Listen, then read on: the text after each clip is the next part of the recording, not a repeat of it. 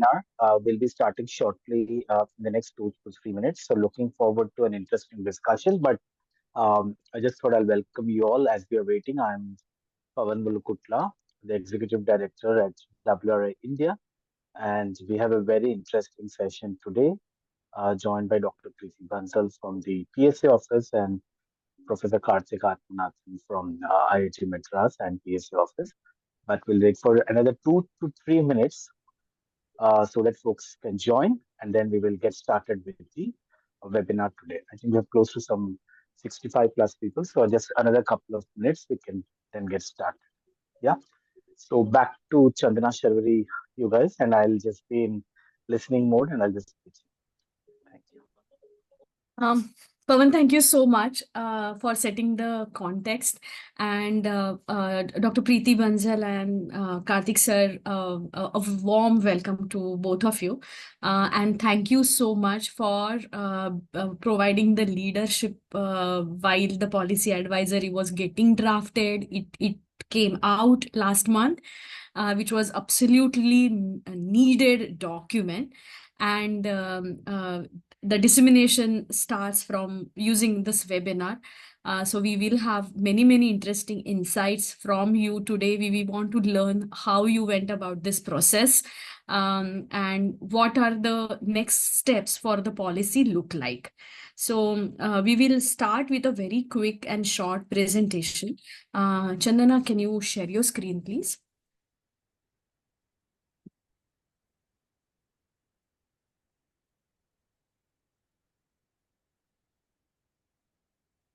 Yeah, we can see your screen, Chandana. Thank you so much. So technical roadmap for zero emission trucking was published by Office of Principal Scientific Advisor to Government of India. Sharvari, Yes, sir. just Yes, one Pawan. second. I just thought I'll introduce you also to the audience. So, good afternoon, everyone. I have my colleague Sharvari Patki. She's the Associate Director of the Electric Mobility Program at WRI India and has been leading the work around decarbonization of freight and how do we actually look at zero emission trucks. And she'll be doing a short presentation where she has been working very closely with Govt, IIT Madras and PSA office, and will share set the context for today's webinar. So over to you, Sharvari. Thank you. Yeah, thank you so much, Pawan, for introduction. So after technical roadmap to take the work to the next step, it was required to have a long-term policy trajectory clarity. And that was the genesis of Bharat Zero-Emission Trucking Policy Advisory. This advisory was a project management unit was Center of Excellence for Zero-Emission Trucking at IIT Madras. And PSA office have set up a PAP committee, which we will see later. Can we have the next slide? So this context setting presentation will keep it extremely brief. We will go through how the policy advisory report was launched, what was the constituent of the panel, and we have 2 or 3 slides to explain how the brief about policy advisory. We have certain annexures which has been carefully curated in the leadership of PSA office and Govt at IIT Madras, and then we will open for question and answer. Next.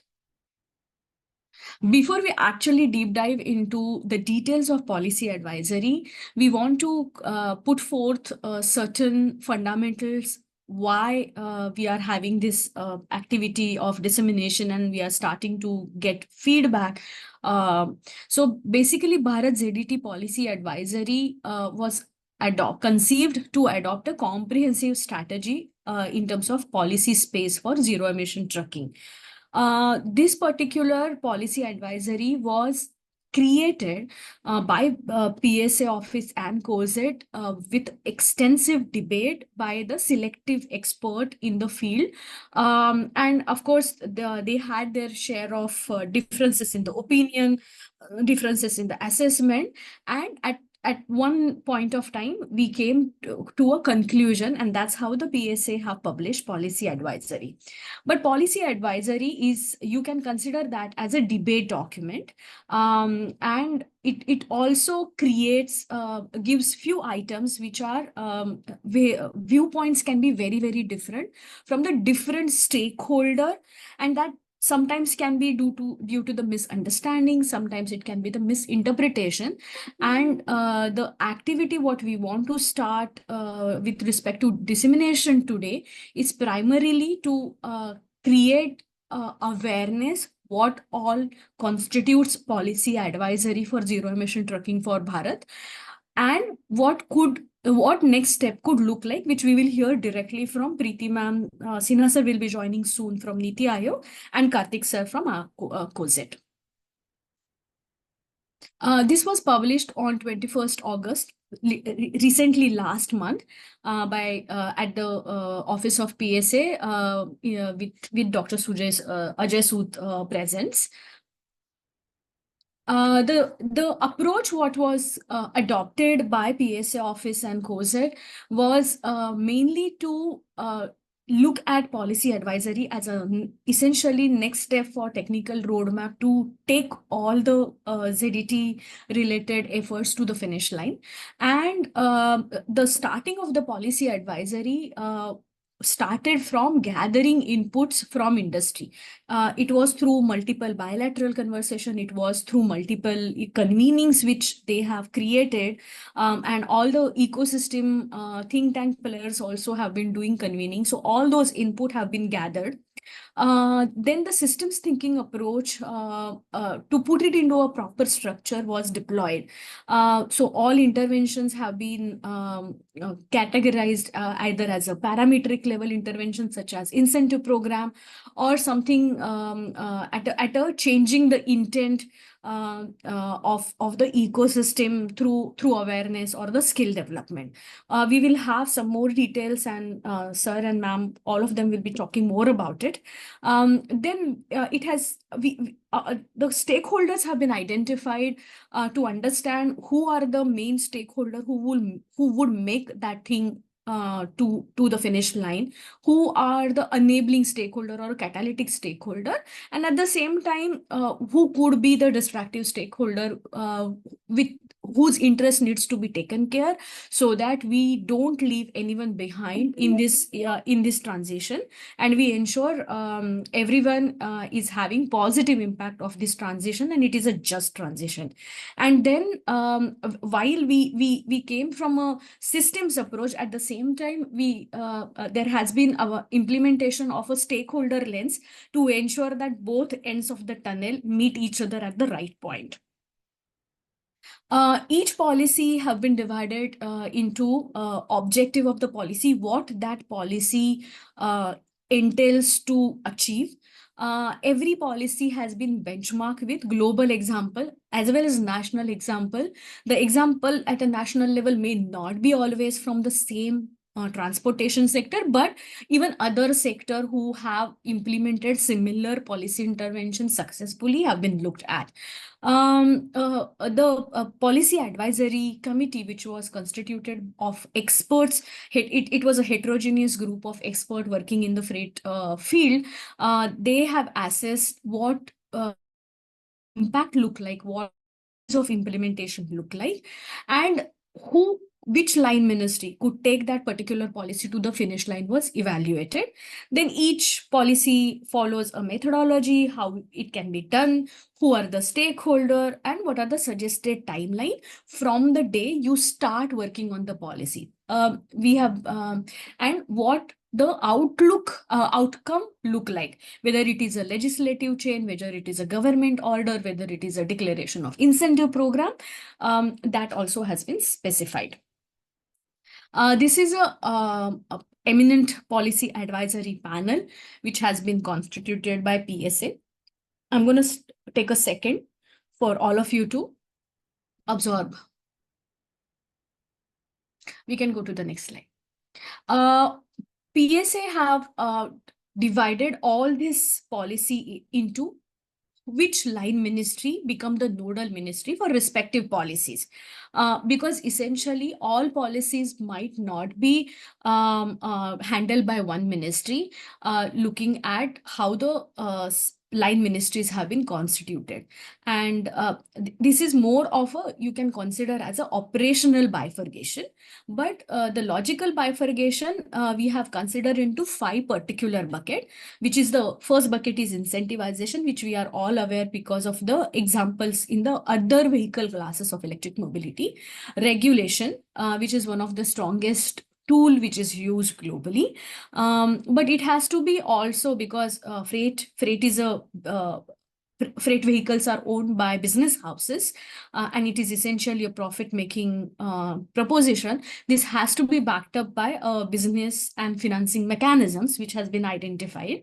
And we all are aware it is always chicken and egg discussion for electric mobility. So infrastructure plays equal role, and nothing can be done without proper stakeholder onboarding. And that may not be even limited to engagement, but ensuring that all the respective stakeholder working across the supply chain are taken along in this transition to make it just through skill development. Each policy has been bifurcated, or you can say evaluated on 2 parameters. What is easiness to implement the policy? That means if there is a single ministry which can take the policy to the finish line, that is comparatively then easy to implement. But there are multiple line ministries which has to coordinate, then it becomes little more time consuming or in terms of operational requirement. Hence, it goes towards the difficulty in utilization. Similarly, few policies which are absolute must to has, who have amazing impact, positive impact on adoption. So all the policies were mapped in a 2 by 2 matrix of ease of implementation and impact of adoption. And we have shortlisted approximately 8 policies, 4 on the demand side, 4 on the supply side, to create that clarity for the next steps for the policy. Some policies have been consciously put under the annexure. For example, there are few policies which are already under implementation. You can get these details in the document itself. Similarly, some policies have been excluded at this point of time, which is and this is a absolutely live document. It will keep refining. PSA will keep creating the next version as we move in terms of ecosystem maturity. And state government also plays a significant role. So that has been identified in the annexure 3, which is the state level annexure. What all policies which has to percolate down from central level to state level. It will be interesting for all of you to go through the annexures as well when you go through the document. And with that, we want to once again give warm welcome to Preeti ma'am, Karthik sir, and we'll have Sinha sir joining us soon. So with that, I hand over back to Pawan for first question. Pawan, back to you. Thank you, Sharvari. I think we can close this one, right? Window and just have the speakers visible. Yeah, thank you. Thank you for this presentation, Sharvari. And let's get started with Preeti ma'am. Preeti ma'am, I think a huge congratulations on initiating this whole initiative. I think it's much needed in India itself. Because I think it's been talked a lot about how do we decarbonize a sector which has been very challenging. It's just 3 to 4% of the total road transport in terms of the number of vehicles and model share, but yet the emissions are at least more than 1/3, right? We're talking anywhere between 35% and above. I just wanted to understand the PSA's vision behind this whole zero emission trucks policy advisory, and how does it align with the India's broader vision, and what are the anticipated impacts that you actually would like to see through this advisory? So once again, thank you so much, ma'am, for joining us and welcome for this session and look forward to hearing from you. Thank you. Thank you very much, Pawan and eFast platform for this opportunity. A very good afternoon to all of you. As you know that the Bharat Zero Emission Trucks Policy Advisory is a sort of logical extension of what PSA office has been doing in its electrical vehicle mission. As you are aware, the mission was formed way back in 2018 as per direction of Prime Minister Science, Technology and Innovation and Advisory Council. PSA Professor Sood is chair to the PM State Council. A technical roadmap for deployment of zero-emission trucks, which Sharvari had shown in her presentation, it was published by the PSA office in March 23. Thereafter, a report on technological assessment of all ZET technologies, a comparative analysis, a study on the Delhi-Jaipur corridor was released in November 20. And now Bharat ZET Policy Advisory was released last month in August 24. Someone has raised a question about the availability of documents. So all these documents are available on PSA office website. One can download from there and read them. Certainly, these efforts are aligned with the net zero commitment 2070 of our mission. As we all know, that road freight sector is one of the major contributor of not only to the GDP, but also to the greenhouse gas emission. And trucks being a significant contributor to this emission, they certainly need to be transitioned to the zero emission trucking mode. However, as we all know that induction of ZET is having a lot of challenges, may be a high upfront cost, availability of limited models, range anxiety due to lacking charging and fueling infrastructure, side by side going faster technology evolution, financing constraints, reusability and constraint for the secondary sales constraint, because we don't know how much this will come up with the reusability part of this for the secondary sales, and of course the lack of policy support. And PSA office is aware of all these challenges and as well as the opportunities which lies ahead because of faster technological advancement going across the globe with growing emphasis on sustainability. And we are equally aligned with ongoing efforts of MHI, MORTH, DST, and NITI Aayog. So we are creating bridge documents for supporting ongoing initiatives and kind of bringing in a whole of government approach to address the interdisciplinary issues arising for ZET induction. And we anticipate and trust that our efforts will lead to creating an enabling ecosystem for wider ZET adoption in India. Allocation of rupees 500 crore under PM Drive scheme is an encouraging start in this direction. So I stop here. Thank you. Thank you so much, ma'am, for actually interesting to the vision of PSA itself in terms of how you're thinking this more from a systems approach and saying how how the mission which was recently announced, the PME Drive integrates with this, the eFast platform which NITI Aayog has been running. So how do you bring all this to actually then use advisory as a support to actually take this conversation forward? I think this is a good time, Professor Karthik, if I can actually look in. I'm unable to see you. I hope you're still with us. Yeah.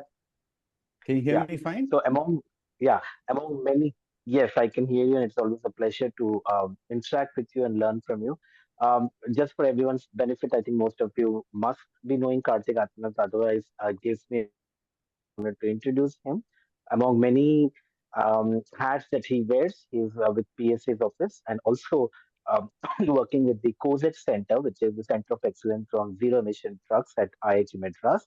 And I would call him the truck man of India in a way because he's been leading this mission on decarbonizing the freight sector and has been very instrumental in supporting this thinking. Karthik sir, I just wanted to bring you in. Um, I just wanted to understand one is, of course, how is COZED thinking about this whole, after the advisory has been rolled out, what role it will play and, what is the conversation happening with this whole mission and that. But before that, I also want to understand personally from you that why do you think it's so important actually at this point of juncture to really look at this whole zero emission trucks in India? Well, why is it important? I think fairly straightforward. Energy security. We will be saving significantly on import of fuels and thereby savings in emissions. So right now, as long as India doesn't find oil inside the country, there's no conflict between these two. These two are aligned objectives.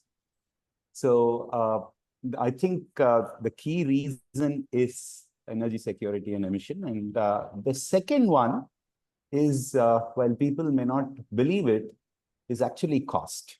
So let's say 7 years, 10 years down the line, assuming certain technologies happen and they look like they're going to happen on the aggregates and the batteries in an EV, it looks like this is going to be ridiculously inexpensive compared to diesel or CNG trucks.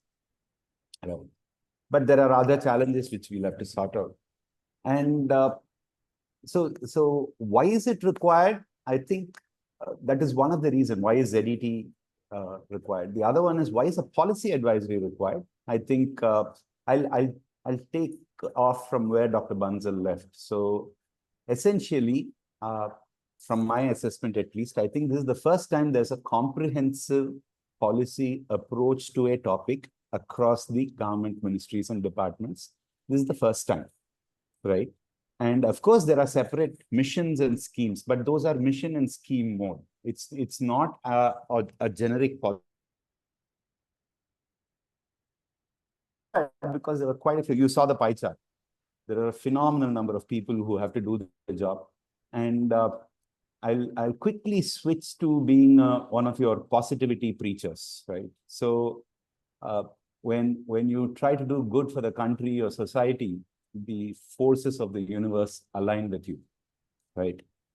Now, 3 of the biggest challenges have just been addressed in the past 3-4 weeks. I can't believe that it happened, right? So one is we had IHMCL and MRTH inform all of us that they're already working on green FASTags so that toll reduction or toll waiver can be implemented for electric vehicles. So they're already on a roll, and this is going to make a big difference for the freight sector. The second one is the ability of the cabinet to approve something what typically people expected to take 2 months. They finished off in 1 single day. And you've got the PME drive offering 500 crores, and which is probably anywhere between 1,200 to 1,500 trucks. And they have caught us off guard. We are not ready.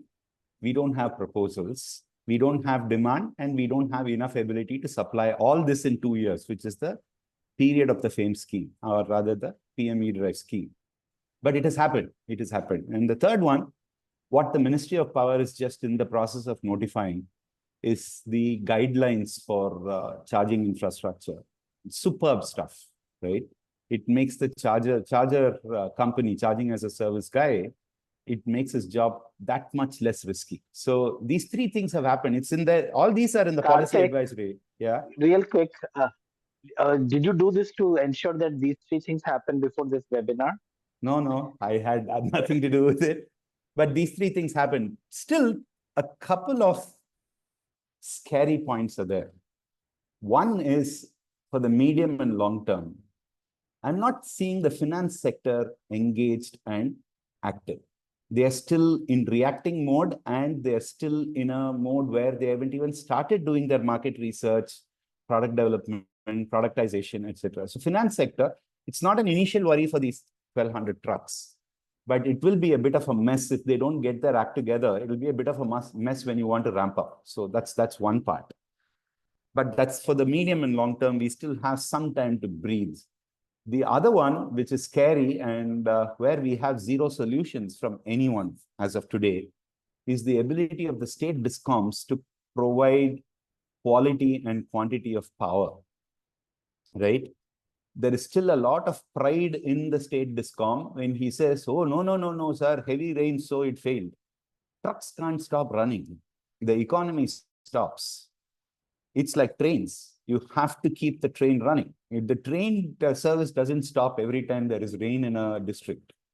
So we need to think trains when we talk about electrification of trucks. We can't think of a private passenger going and finding a charging charge station, either somebody stolen the cable or there's no power there or whatever.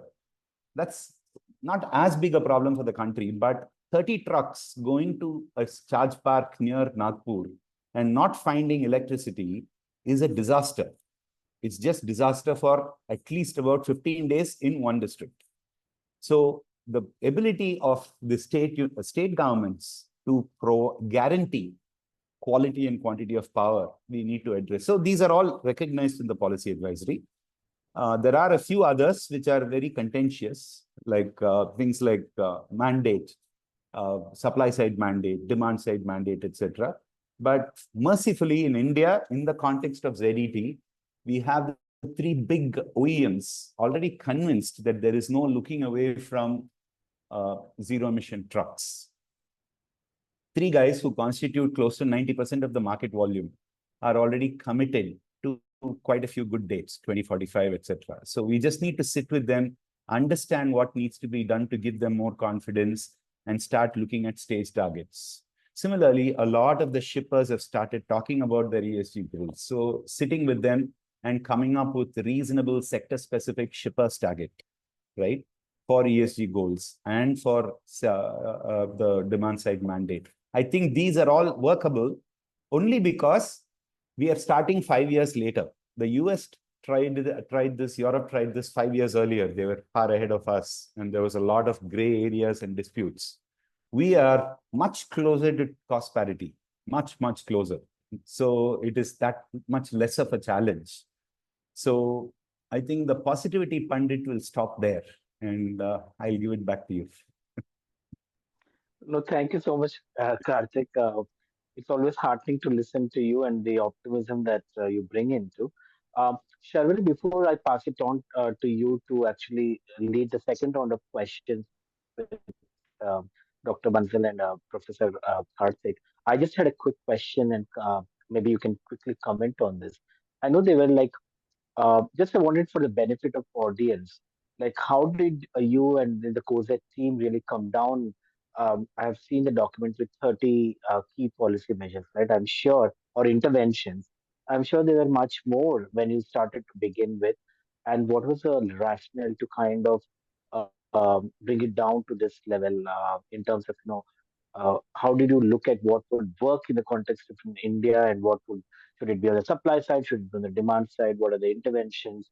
And what should be the way forward? So just quickly wanted to hear your thoughts, and then over to you to take forward the next round of questions. Thank you.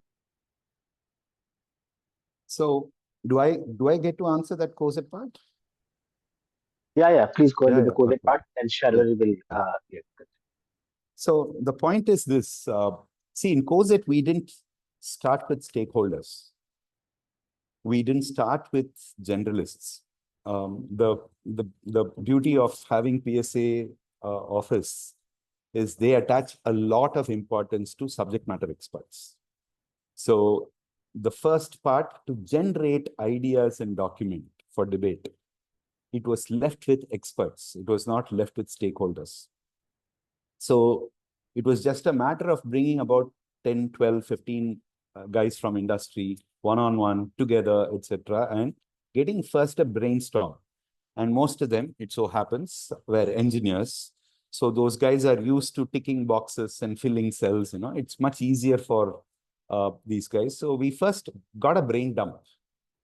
And from the brain dump, there was a debate. Not all the experts participated in the shortlisting, but most of them were there. So this is not an idea about concurrence building, democracy, etc. It's the idea is to generate something for debate so that the democratic process can start, right?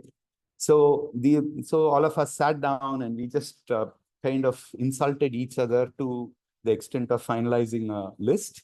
And then we took it to a few people who were not involved in the process. And that's where I think some remarkable work was done by the WRI team, where they were in constant touch with outside stakeholders to keep getting their inputs. There were a few times when WRI team also put, this is something which you need to look into. We cannot drop it. You have to continue this, etc. So it was a process, but it was not a concurrence building process or too many stakeholders were involved. It was preparation for a democratic move. It was not a democratic activity by itself, right? So just a bunch of guys who were familiar with trucking, who were familiar with e-mobility, were sitting together and coming up with these points. And then we had the policy advisory panel agreeing that this is a good list and we should go about assessing this list. So broadly, that was the process. Very grateful to PSA's office for this and the support which WRI team gave. But PSA's office was able to stick to the logical needs of this activity rather than get pulled into administrative and political pressures. So they were focused that this will first pass muster with a bunch of people who are experts, and we will stand up to scientific questioning. And that tone helped us to retain the focus. So I would say that COSET really was one of the contributors, but we got a hell of a lot of support from WRI and PSA office. Thank you, Professor Karthik. Sharvi, over to you. I want to go back to Preeti ma'am for the next question. Preeti ma'am, Office of Principal Scientific Advisor have been active for a long time in the overall electric mobility space. So while you have created one focus area of freight, but overall technical R&D roadmap for electric mobility have been also curated at PSA office. So how do you see zero emission trucking fitting into that broader scheme? I just want to kind of take the discussion to one level above. How do you see this fitting into the broader e-mobility landscape when you look at it from a bird eye view of expert in the government? Right. So Sharvari, if we see from, so taking the clue from your question itself, taking a bird eye view, if you see presently there are many schemes and policy sort of incentivization kind of schemes are running at the central government, and some state governments are you able to hear me right? Yeah. Yeah, good. Because some pictures were frozen in between. Yeah. Okay. So if we see those current ongoing initiatives of central government, maybe the FAME 1 and FAME 2 schemes, and also some state governments run e-vehicle demand incentives, they are largely focused on two-wheelers and three-wheelers. And if we talk about the four-wheeler segment also, the passenger cars and buses have taken all the supports. And there was no space for trucks, which otherwise are the backbone of the freight sector. And as well as safely, we can consider them the biggest culprit or the major greenhouse emitters. So if the greening of the sector is our intention, then the truck plays major part. And incidentally, it was not being covered earlier in any of the schemes. So that is how the focus came over the trucks. And I will give a lot of credit to Professor Karthik Atmanathan for bringing that focus area to the PSA office. And after detailed discussions, consultative group on e-mobility, a group was formed by the PSA office. After those discussions, it was found that there is a requirement of focused and concerted efforts in zero-emission trucking. And of course, the fuel cell trucks were also part of the discussion. It's not only the electric trucks we were talking about. And if you refer to the first document where we talk about the technical roadmap for deployment of zero-emission trucks, some ideas are good areas are also identified in the areas of fuel cell trucks in that document. So those things were actually, both streams were discussed in the CGM. They were assessed, and that is how the rest of the document, these of documents followed.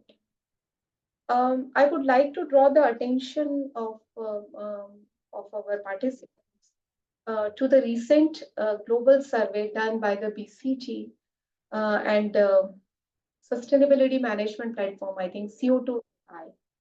They have come out with a report which is boosting your bottom line through decarbonization.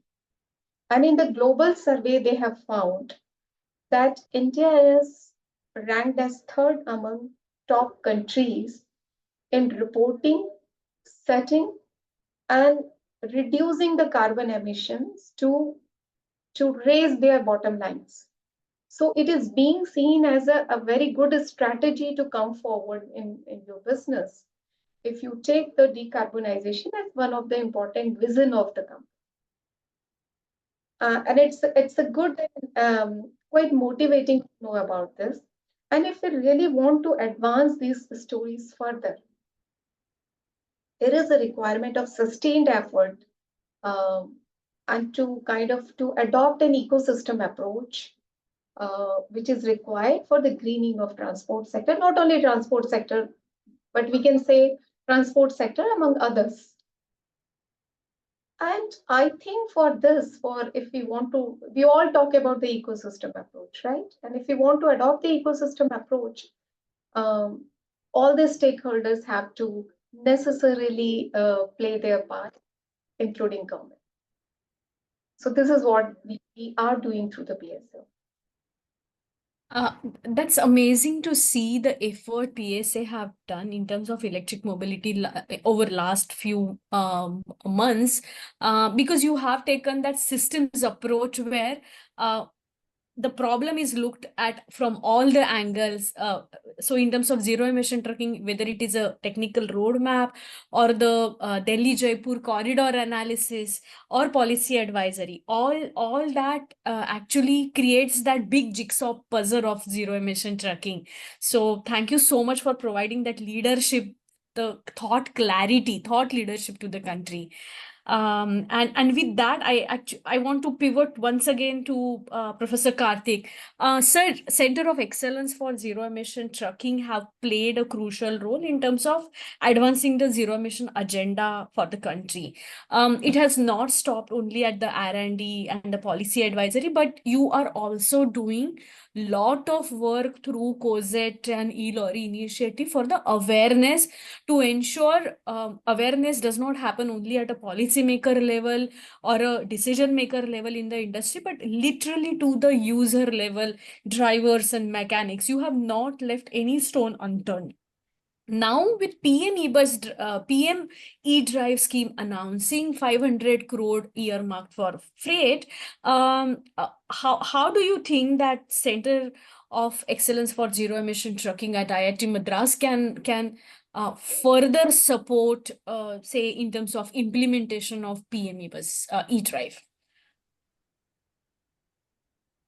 Yeah, I think of 2 years, the biggest challenge is generating concrete purchase orders for the vehicles and for the solutions. So that's the first challenge, but it's not the only one. So are we in a position to consolidate purchase orders for about 1,200 trucks in the next 3 months? And I'm talking about concrete, black and white, documented, signed documents being given to the vehicle manufacturers. I don't think we are quite there. And after that, those guys have a challenge. They have a supply chain which is very, very long. And right now, they are working on, some of the OEMs are working on shortening the supply chain lead times. But are you going to generate the orders and deliver the orders? Remember, PM eDrive says you will get the subsidy. The details are not yet worked out. We are still working on it with MHI. But essentially, the money gets delivered only when the truck gets delivered physically, right? So can you generate orders, place orders, manufacture the trucks and deliver it and start running in a period of 2 years for 1,200 trucks? From my experience, I think that is limited.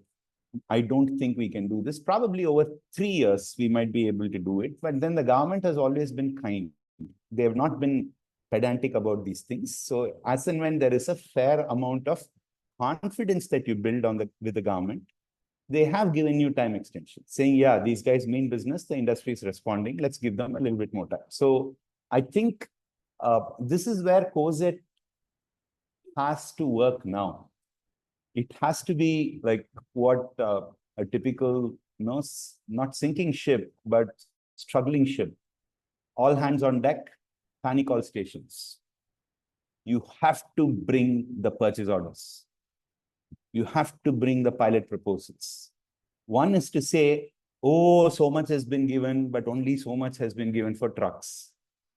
The second is to finish the 500 crores and go back to MHI and say, you gave it to me, I finished it off in 4.5 months. Can you give me another 2,000 crores, right? That's playing from a position of strength. I think one of the queries in the Q&A was also about that. Somebody was extremely upset that there is not enough being given for trucks. Fully, I like him already, but the point is, you're not ready for this yet. And it'll take you some time. But that's the spirit. You've got to now. So COSET is actually giving up on a lot of other priority activities and focusing on preparing pilot proposals, collecting data, looking at which is looking thing. We are saying minimum of 30 trucks and a maximum of 200 trucks per proposal. But one party can give multiple proposals. So we start collecting this. We consolidate, work with MHI to find out which is the best way of tendering. Remember, giving subsidy for two-wheelers, passenger vehicles, is much easier in terms of the mechanism. But when a government official has to provide subsidy to a profit-making business, there are going to be a lot of people who will say, why are you doing this? They'll not see the larger picture. They'll not see how small it is. They'll only be interested in cornering that official and creating trouble for him or her, right? So we need a process which is going to show that there was a competitive bidding process, or like it was done for the buses, it was handed over only to state government and central government entities. It's not going to profit-making entities. So we'll have to find a solution. And in the process of enthusiastically driving the greening and all that, we have vaguely shot ourselves in our legs by saying you have to scrap the vehicle and bring the scrap note, right? Now, whoever is scrapping the vehicle means it's about 15 years old, and only single vehicle or 2-3 vehicle people own 15-year-old vehicles. But the electrification will be done by the larger guys. They will not be scrapping. So we have kind of not fully shot ourselves in our legs. There's still a way out. But the point is, we'll need to see how vehicles can kill. It's been passed by cabinet. So the idea is not to keep complaining and rolling on the floor and crying about a mistake somebody made.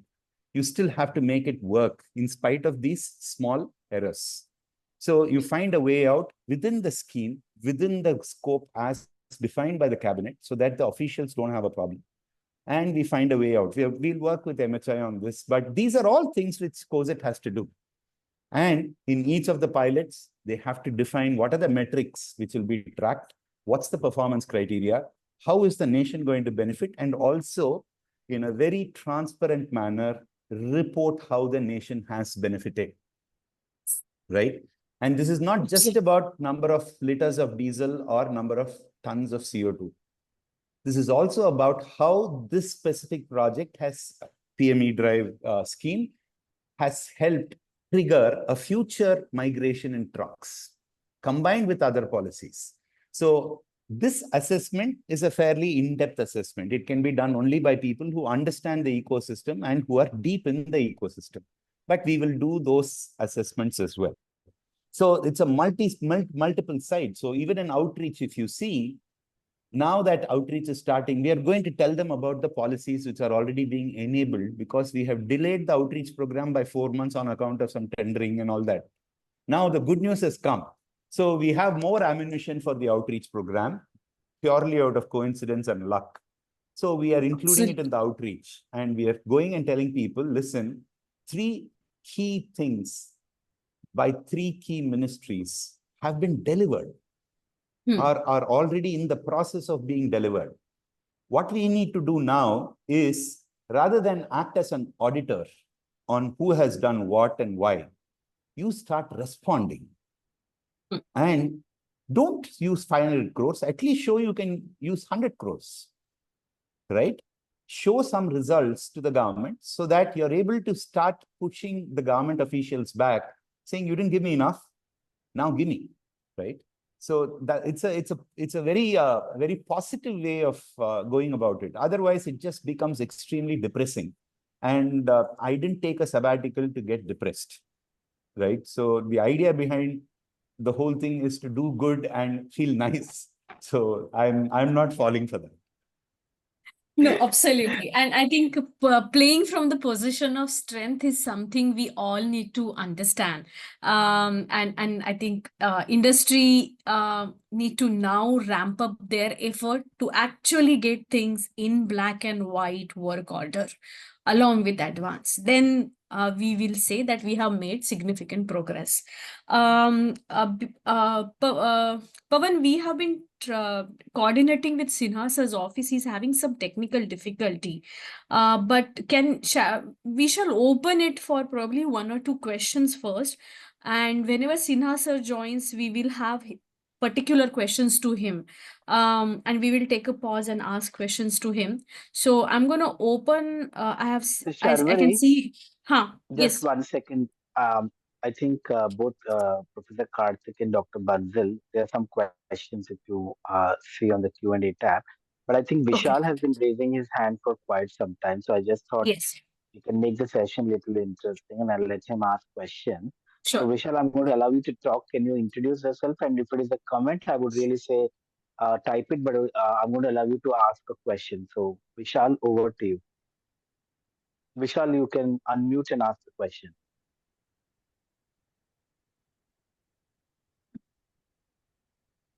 Vishal, are you there?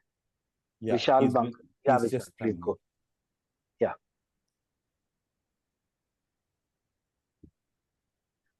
Vishal, if you're speaking, we can't hear you. Please double check. But I think Sunil Bhatnagar ji, I know you have typed, but Sunil ji, please go ahead and ask your question. I have unmuted you. Yeah. See, my question is again same. In last 2 years, this thing we are already doing the trucks, and we have already sold 150 trucks on one portal. You can see that thing, and that is without incentive. So now when incentives are coming, definitely the sales will go up, and presently we under production is also 100. So what Karthik sir was saying about the sales and this thing, we have a production capacity of 6,000 trucks every year. But we were looking for some demand incentive under FAME 2. It has not come. Under PM Drive, it has come. It is good. Thanks for that. I don't think that production or sales is an issue. Actually, we have to see that how to incentivize this thing so that sales can increase. Because we see a lot of demand in heavy industry, especially the cement side and the ports and the steel industry, aluminum industry. Everywhere these trucks are in high demand because their operation cost is very low. So selling 500,000 trucks is not an issue in a year. I can tell you very easily. We have a right pulse of the market because we are selling on daily basis some trucks. So my thing was only this thing that what 500 crore Karthik sir was saying, that is a good amount. From my point of view, it is very less. So that was my thing. Thank you. Absolutely, thank you. It's always a pleasure to hear you. I think Karthik, you commented, but Karthik, any other response you want to share or? Oh, I love it. If he thinks he can produce, one more problem solved. So I'm not going to object to it. So, Awesome. I'm just Vishal. I think 1 second. Ajay Pratapji, can you go ahead and introduce yourself and ask your question? Uh, Hello. yeah, Hello. we can hear you. Good Yeah. afternoon, everyone. My question is to Karthik, sir.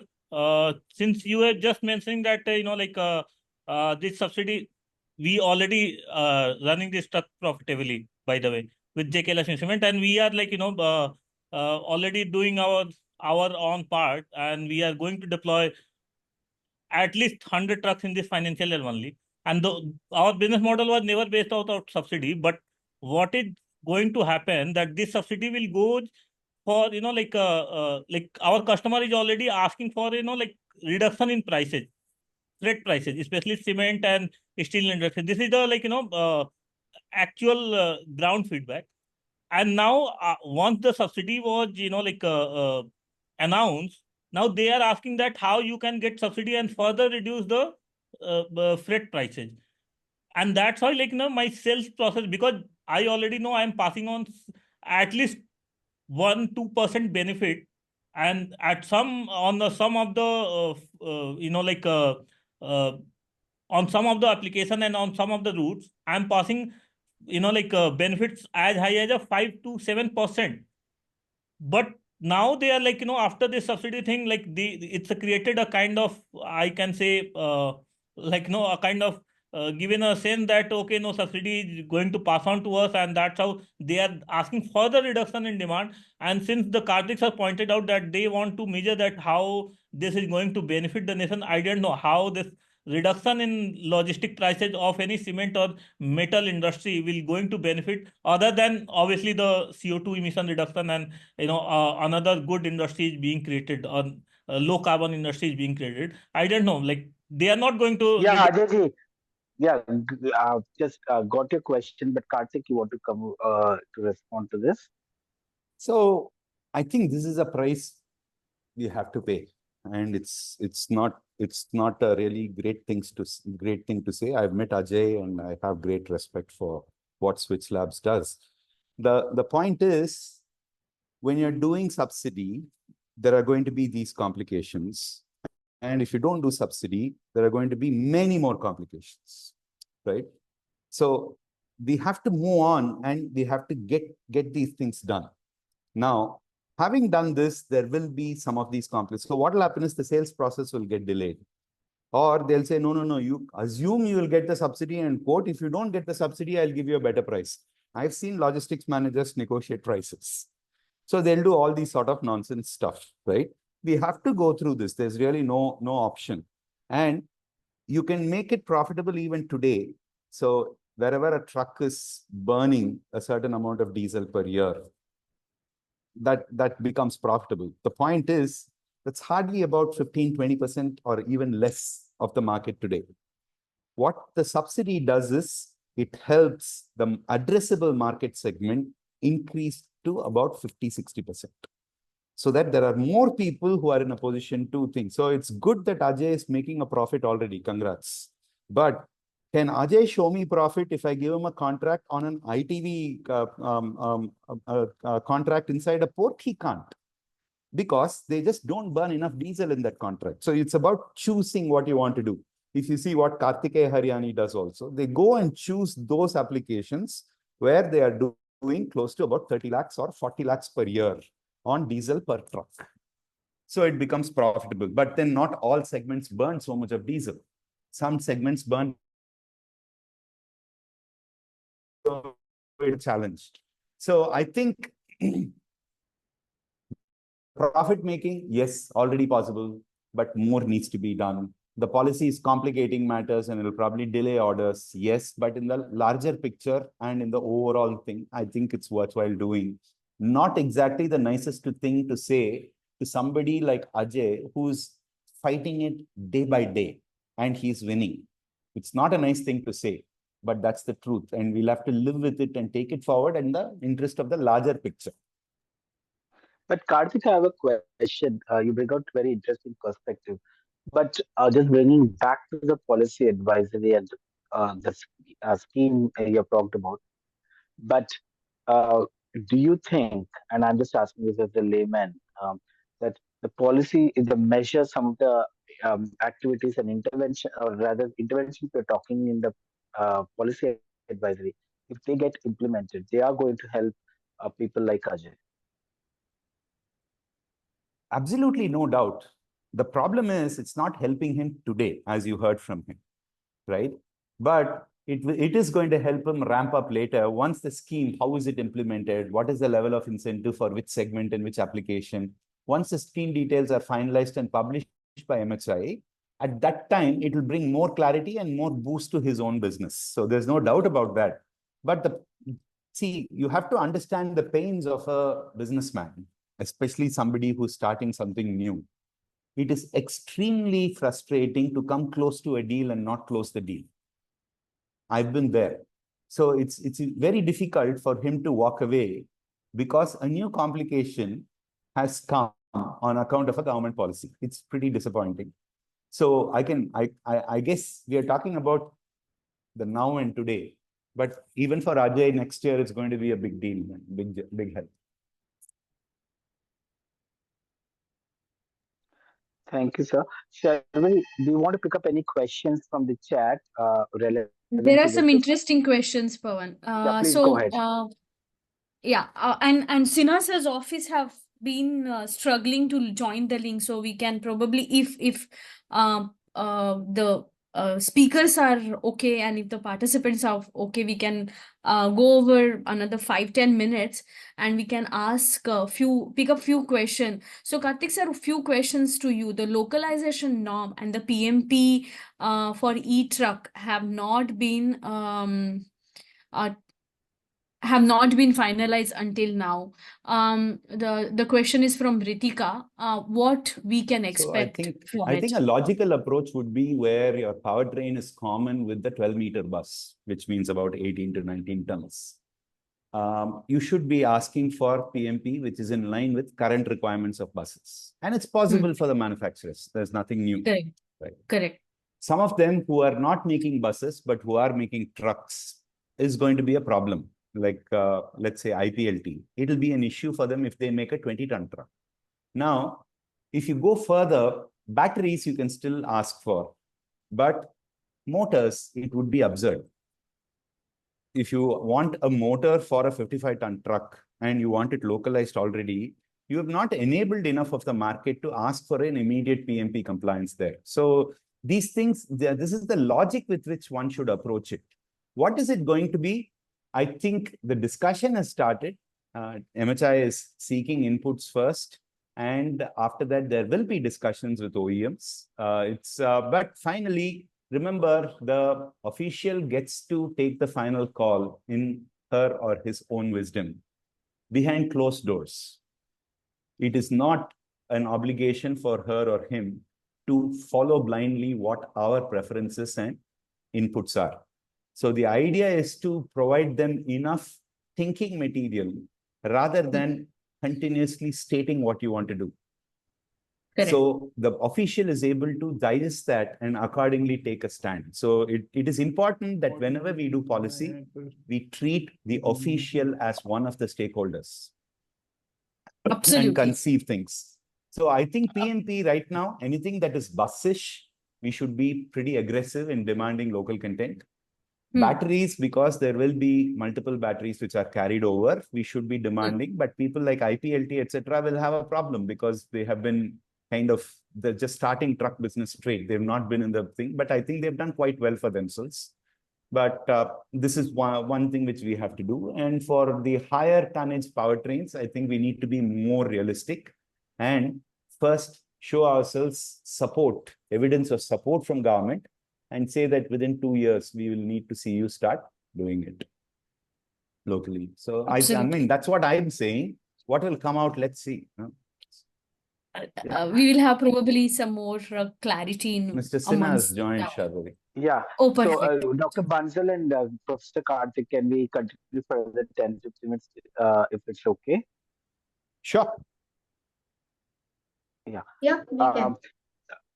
Yeah, I think we are at a very interesting discussion. So, also wanted to welcome Sudhendra Sinha sir, advisor NITI Aayog on infrastructure connectivity, and also has been driving force on the whole e-mobility conversations, working with multiple organizations and supporting them, and also leading the whole eFast platform under which today this webinar is happening. And then the eFast platform itself has 17 knowledge partners, and we celebrated our second anniversary recently. And this is a collaborative effort with all the 17 knowledge partners coming together. And this webinar is a follow-up of the report launched by PSA, as I have shared. So, sir, welcome, and it's always glad to hear and listen to your thoughts. Um, I think we are at a juncture. Professor Karthik was also earlier talking. We have got the Ministry of Power releasing the charging infrastructure revised guidelines 2024. We have the PM e-drive mission also launched, and Professor Karthik, what was the third one which I forgot? Policy So three advice. things have come together. Toll And the waiver policy advisory, of course, and toll waiver. toll waiver, the green tag, which has also been coming together. So we have seen a lot of action through the eFast platform, and I think we also wanted to understand, given all this has happened, what do you think would be the next steps as we are talking about moving towards zero emission trucks? So just before you joined, we also heard from two industry leaders, also from Mr. Sunil and Ajay, and they were also talking and sharing about their own journey as they're deploying the trucks in India. But so welcome once again, and over to you. And I would like to hear your thoughts around. Thank you, Pawan. I hope I am audible, Pawan. Yes. Yeah, you're audible, sir. Thanks And a can lot. someone spotlight, sir? Please, thank you. So you see, in fact, the entire eFast team deserves congratulations for finally pulling out with this PM e-drive scheme. But I look at from a little different perspective. Now, in the conversation of last 2 years, what we have been able to do is we have been able to bring multiple think tanks together.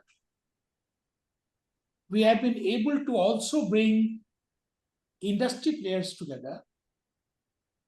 We have opened up a conversation between the industry players and the OEMs. We have also roped in the financiers to get into the stream. So practically, as we are moving on, more and more closely knit stakeholders, they are being brought into the system. Now, some of the fundamental understanding has also come over this period of time. For example, what should be the minimum kilometer per day that we should be, trying to log from a particular truck so that, it runs into a kind of economically correct proposition. We have also been thinking that, okay, government support or government not support is there. How do we drive it forward? The idea is very clear. How do we make a clear business case for all the members until, we are able to position that thing forward? We will find it very difficult to move ahead. So my sense is that at this time, of course, one initiative will be that MHI and all of us together, we will be trying to work out that how exactly this 500 crore rupees, 2,000 crore rupees on charging infrastructure, on the testing, upgradation, all these things has to be used in the particular direction of, let's say, heavy duty freight electrification. That is one stream. But in addition to that, we are seeing the traction because now many of these users, they are creating that small little for a small number, I would call it, they are getting into their own MOUs with the financiers, MOUs with the OEMs, some 50 trucks, 60 trucks, 100 trucks. Frankly speaking, let me share it with you that I've been getting a lot of calls. They want to know, they want to advise me rather, advising and advising, that's a very difficult proposition. So they want to advise me that how much should be the demand incentive per truck. So that is always there. Now the point is very simple, when you are using the taxpayers' money, the only thing that has to be kept in sight is that whatever maximum possible leverage can be done out of this 500 CR, that has to be achieved. As simple as that. So otherwise, I mean, that is the direction. That is how we ought to be thinking. And let me tell you that the state governments, and I have conversation with a good number of them, they are also willing to perform their own role. So on their own highways, state highways, for example, kind of toll waiver, they are also thinking of it. In fact, now the concept of green corridor, which was earlier only confined to Himachal, that can be proliferated to other states also. We can also identify that in the state EV policies, states which have probably missed out on mentioning and identifying that, okay, heavy duty freight electrification is one of the also streams in which they have to be looking into. So probably that has to be now brought into the position. These are the multiple activities that we have to going ahead with. I was also told that now this pantograph charging thing is also coming into the country.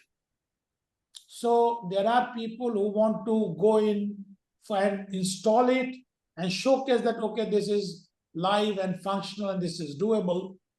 Now the direct implication of such sort of charging is that the weight of the battery comes down, because after 100, 150 kilometers, you can put the truck behind those pantograph charging, and then in next 10, 15, 20 minutes, the truck gets charged. So we have to be thinking in those terms only. You see, the idea is very clear. How do we reduce the upfront cost? That is the first challenge. Second being, from the finance perspective, the tenor, the rate of interest, loan to value ratio. Probably one of the assignment could be now for us to also work, and yes, Karthik and Preeti ma'am can also, they have a role to play, that what should be the residual value of these, assets. Because the moment we are able to stabilize that, probably that will give a lot of confidence to these finance institutions when they are, in conversation with those who are taking loan for purchasing these vehicles. So the net idea is very clear. I have started thinking that how this 500 CR, that should be used to get the maximum leverage possible in terms of numbers of trucks. So let me put it this way. That is my, it's my gold reserve. I'll use it only when everything else exhausts. So that is how I look at it, because this is a taxpayer's money and this is an opportunity. The only, probably I would call it an alarm before us is, all of us, that we have to move very fast. We have to move very fast, otherwise probably we will be missing an opportunity. We're missing a big opportunity, and we do not want to create a kind of technological fusion in the minds and in the thoughts of those who are potential buyers. We don't want to get into those streets. So probably we'll be moving very fast and try to work out that how exactly this, whatever government's commitment is there. So I just don't look at the amount. I look at it as a government's clear commitment that, okay, electrification of heavy-duty freight vehicles, that should be taken forward, and let the industry, business, and the finance people, let them be, we have to, after all of us are just trying to bring them closer. So let these three players, charging infrastructure being one part of them. So let these players be together and let's try to work out and stitch an MOU. I'll insist, I'm looking at a big number not less than 10,000 vehicles MOU. This is what my expectation from eFast is. Thank you, Pawan. Thank you so much, sir. Any quick reactions, Dr. Bansal and Karthik, before we pick up two more questions and close? Dr. Bansal. Yeah, thank you very much, Sunil Sinaji, for speaking out your mind from NITI Aayog. And these are very pertinent, important points to ponder about. And if you recall, the policy advisory also speak about some of those things, maybe about the residual value calculation and also. So these things are well known, and all of us are pondering over these issues and how to make use of PM Drive 500 crore allocation, while equally being aware of the importance of this money and effective utilization of it. So we need to figure out how to do it. And before you join, I spoke about ecosystem approach. So I think we need to collectively think through. One side, we need to think how these things can be leveraged, even through the state government e-vehicle policies, involving them, engaging them on one side, and also engaging the OEMs and the other partners. So eFast can play an important role in this. And of course, need of acting fast is equally noted and I think acknowledged by everyone. Over to you, Professor Karthik, if you have any.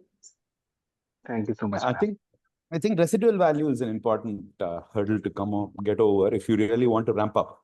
The first few people will take risks, they'll approximate, etc. Some guys will keep complaining and never take the risk, but there are quite a few people who are willing to take the risk.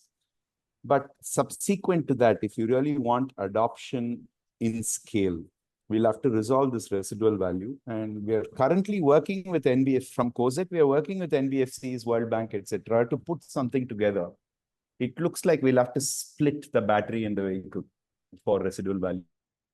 And of course, incentivize people who are using interoperable standards for batteries. So we have to conceive this without killing innovation of OEMs so that they're able to continue innovating and differentiating.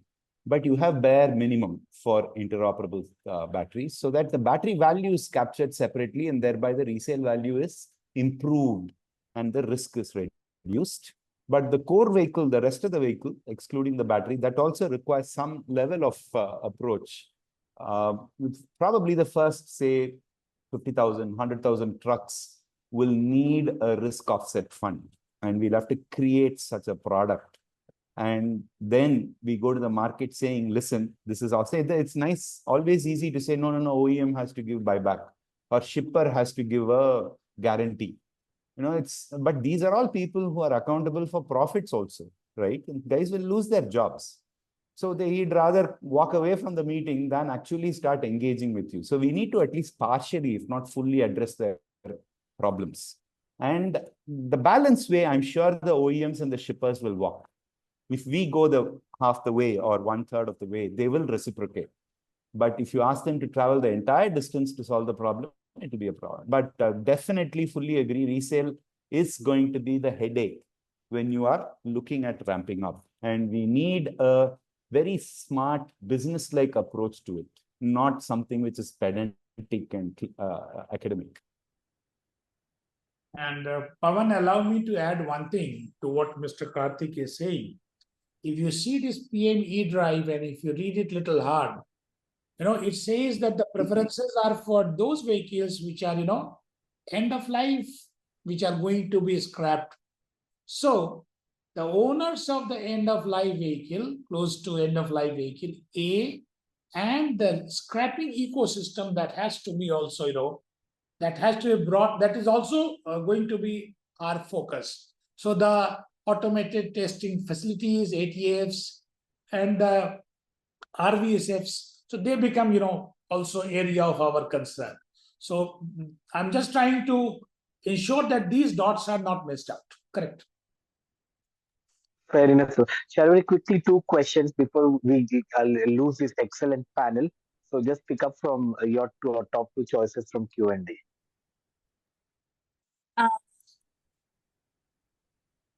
Okay. But I'm gonna pick up. Then I have to be really selective. Just give me a minute.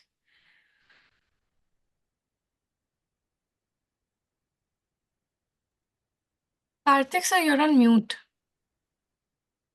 Okay, so I'll pick up a question without waiting for Sharvari, and that is on generation of green energy to put into this. Honestly, fully agreed. Everybody knows this. Thank you very much. But I have taken up zero-emission trucking. Let somebody else take up renewable energy. It can all come together later, right? If I start bothering about the larger picture and don't do my part, it'll be like my mom not wanting to cook at 10 o'clock in the morning because no one told her she was hungry. They were hungry at 9:30. She knows you're going to be hungry at 12 o'clock or 1 o'clock. And she cooks knowing that, right? Same thing. The zero emission guys, the renewable energy guys are not sitting idle. They're doing their job. Let them do their job. I'm staying focused on ZET. The rest is completely out of syllabus. One more question. Why is ZET completely about electric? Because PM E-Drive is about electric. But ZET policy includes hydrogen, and that's going in the hydrogen. So there's no difference in opinion there. Hydrogen is very much part of zero emission trucking. Yeah, and the next question could be to Sinha sir, because he have been talking to practically all industry leaders who are advancing in this. So there is a question from Deepak on the demand side. Is there a critical mass of customers already identified, their specific requirement assessed, and willingness to commit to zero emission trucking for long period of time, assured for supply side to respond positively? Sinha sir, do you want to take that question, please? It's about the critical mass. Yes, I would say, that cannot be quantified, because probably he wants to listen is that what is that magic number kind of thing. So that would be difficult to quantify. But I always think that if we are able to, position in a time span of, let's say, next 1.5 to 2 years, that is what the currency of this particular PM E-Drive scheme in these 2 years, if we are able to position some 10,000 heavy duty trucks, and when I say heavy, that I really mean, close to 40 tons those kind of trucks, then that would be very, very meaningful. But what I'm watching is that it has brought a lot of confidence into the financiers. They are also asking questions. They are also showing their interest. This has brought a lot of interest among the users. And in fact, I am asking questions to the OEMs that what is the minimum order that you might expect from us, so that you start getting into the stream. They are also waiting in the wings. So that is what precisely I have asked them to, and they will get back to me very shortly. Yes. Thank you so much, sir. And with that, we have already overshot time by almost 20 minutes. But we thank you. We thank each one of you on the eminent panel, Sinha sir, Preeti ma'am, and Karthik sir. There are few questions which are in the chat, which are unanswered. We'll try and get to these answers on an individual basis. We'll seek clarification from all the panelists, and we'll get back to you.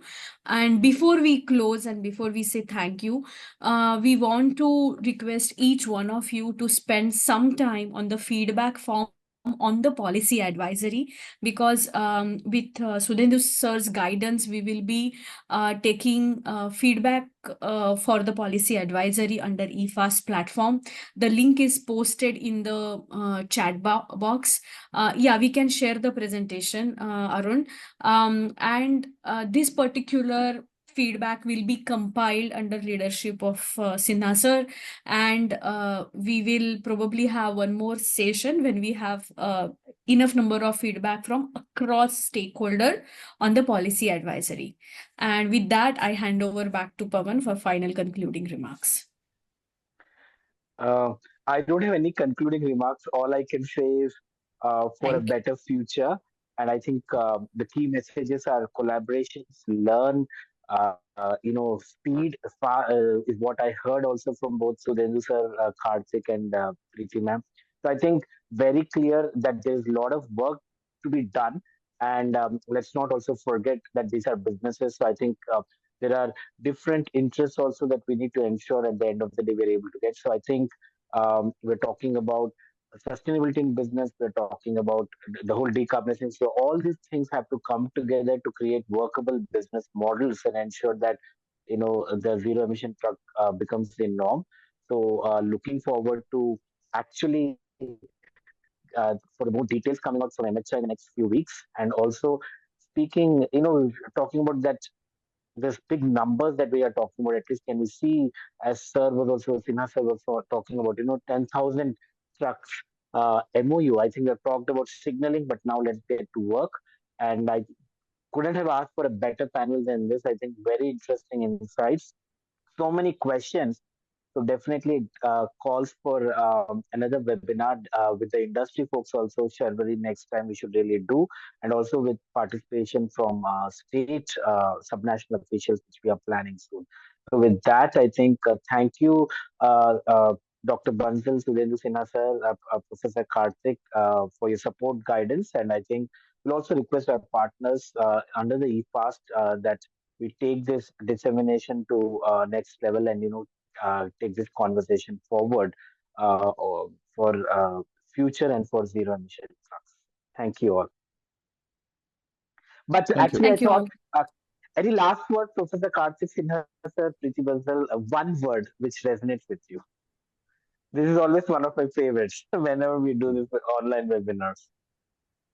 Yeah, Nike, just do it. Just do it, okay? Yeah. Dr. Bansal.